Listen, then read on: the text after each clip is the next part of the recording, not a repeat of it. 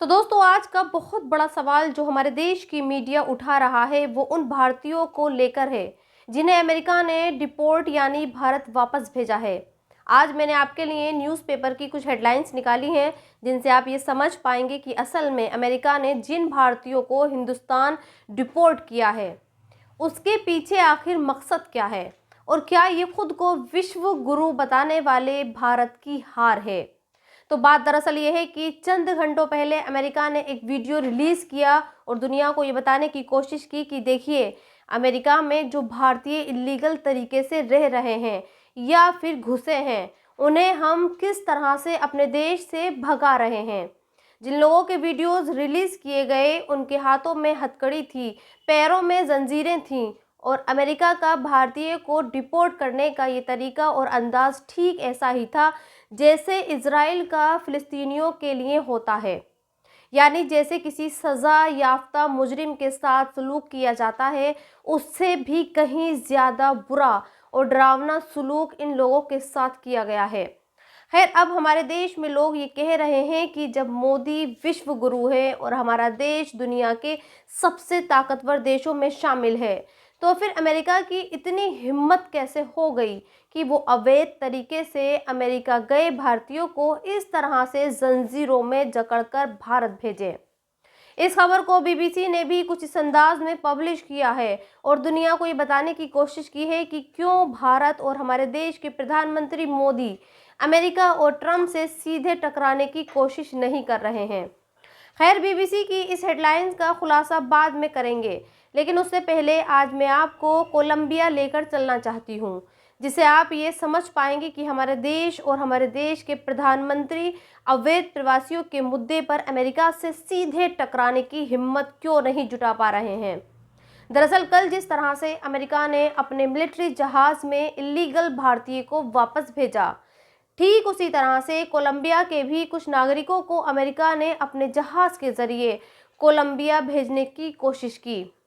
लेकिन जब ये बात कोलंबिया के राष्ट्रपति गुस्तावो पेट्रो को पता चली तो उन्होंने अमेरिका के जहाज को अपने देश की सरजमीन पर नहीं उतरने दिया और सीधे तौर पर अमेरिका से ये कहा कि बेशक उसके देश के नागरिक अमेरिका में अवैध रूप से रह रहे थे और वो अवैध रूप से ही अमेरिका में दाखिल हुए थे, बावजूद इसके वो कोलंबिया के नागरिकों को हथकड़ी और जंजीरों में जकड़कर नहीं भेज सकता। इसीलिए कोलंबिया के राष्ट्रपति ने फौरन अपना जहाज अमेरिका भेजा और उससे कहा कि वो इज्जत के साथ उसके लोगों को कोलंबिया भेजे। और सिर्फ यही नहीं, कोलंबिया के राष्ट्रपति ने कांड के बाद अमेरिका के साथ 880 मिलियन डॉलर की एक डील को भी रद्द कर दिया। और इसलिए लोग ये कह रहे हैं कि कोलंबिया भले ही खुद को विश्व गुरु नहीं मानता हो, लेकिन जब बात उसके नागरिकों के सम्मान की आती है तो फिर वो अमेरिका जैसे ताकतवर मुल्क के सामने भी सीना तान कर खड़ा हो जाता है।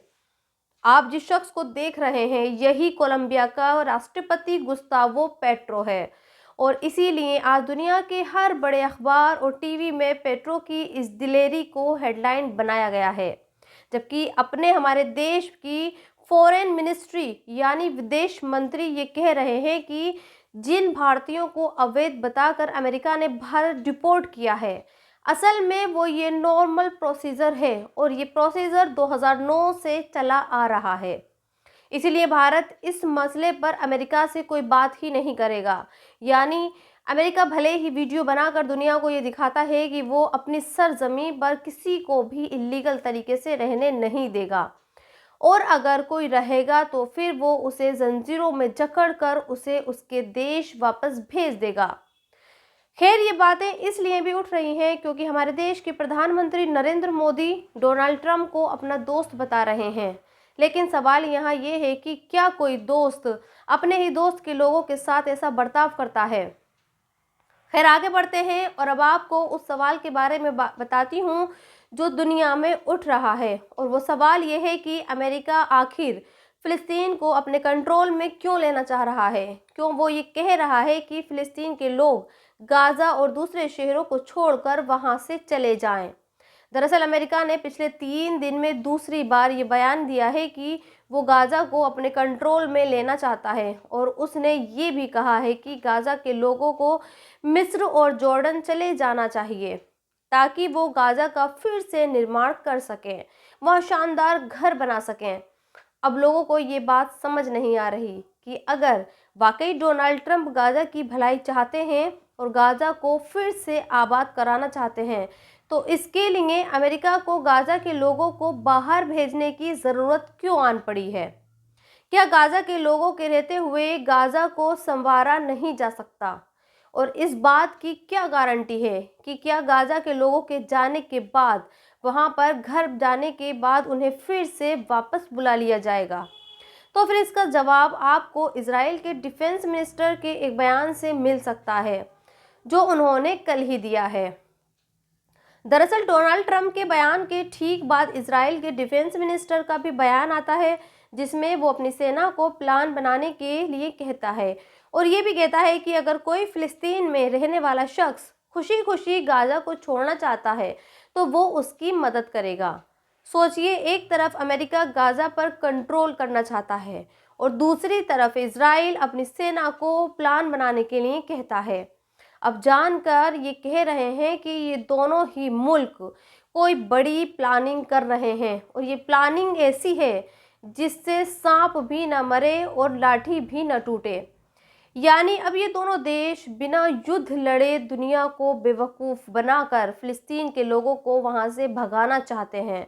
और इसीलिए आज चीन, ब्रिटेन, सऊदी अरब अमेरिका के इस प्लान की मुखालफत कर रहे हैं और ये कह रहे हैं कि फिलिस्तीनियों का है,